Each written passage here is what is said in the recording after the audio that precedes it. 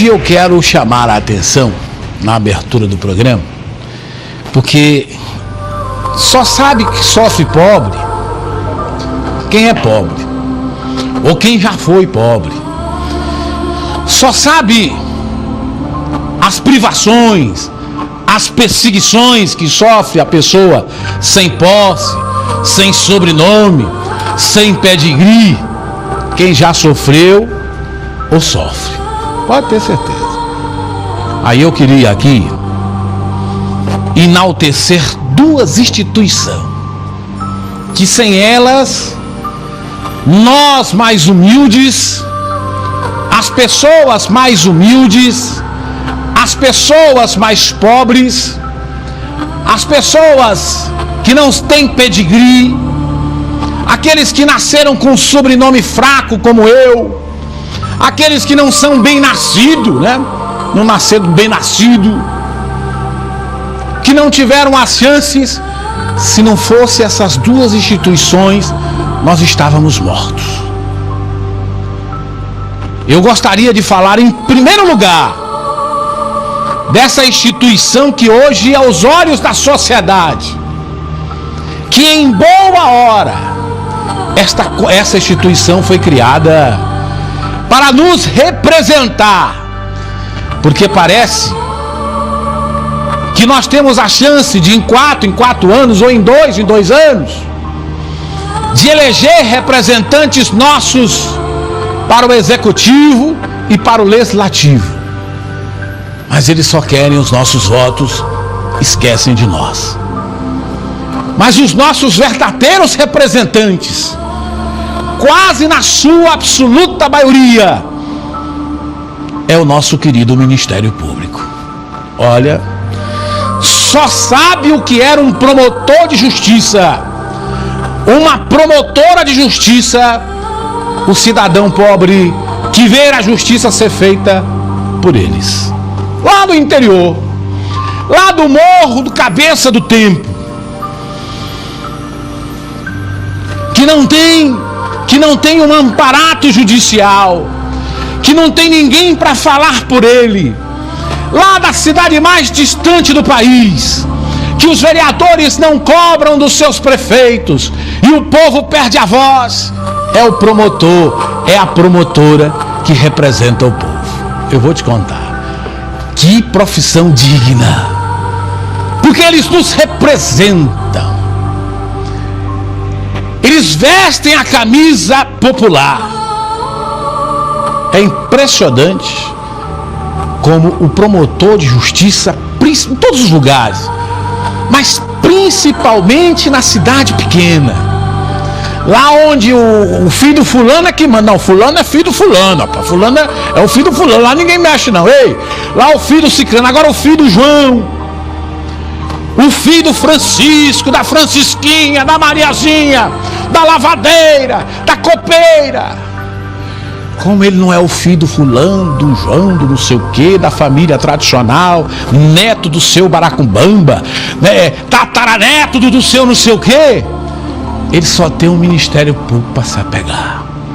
Às vezes a cidade dele nem tem, mas tem 2, 3 municípios ali da região que tem, e ele não tem aquele pedigree para se amarrar, mas se amarra na justiça desses homens e mulheres do Ministério Público. O que era da população pobre deste país, e especialmente de um estado humilde como o nosso, se não fosse uma instituição tão forte, homens e mulheres lá também representados por procuradores e procuradoras? Claro, evidente que, como na classe dos jornalistas tem os que não prestam, que como nas classes dos médicos tem os errados, claro, tem as suas ovelhas negras, mas na sua maioria absoluta, quase na sua totalidade, porque as ovelhas negras são minorias. A frase é esta: ah, de nós que não temos pedigree, que não somos bem nascidos, se não tivéssemos um Francisco de Jesus, aquele até estudou comigo, menino pobre, viu? e camelou. Por isso que ele sabe e defende as mulheres lá no Centro de Defesa contra a Violência da Mulher.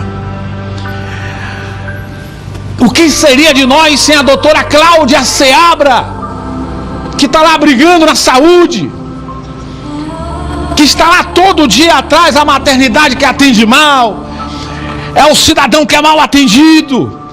Ai de nós se não tivéssemos a Clotilde Carvalho atrás dos costas largas que atropelam e matam nesse estado e não tem nada. Ai de nós não temos palavras para expressar o tamanho da gratidão que a sociedade tem ao Ministério Público. De Parnaíba, se não tivesse o Edilvo Augusto, promotor daquela cidade, e tantos outros nomes que eu serei injusto, vai me dizendo alguns aí, Samanta, Maura, Áurea Emília, também promotora, tantos outros nomes que nós gostaríamos de dizer. Quem não tem pedigree, quem não é bem nascido neste país, graças a Deus que quem inventaram o Ministério Público com esses homens e estas mulheres.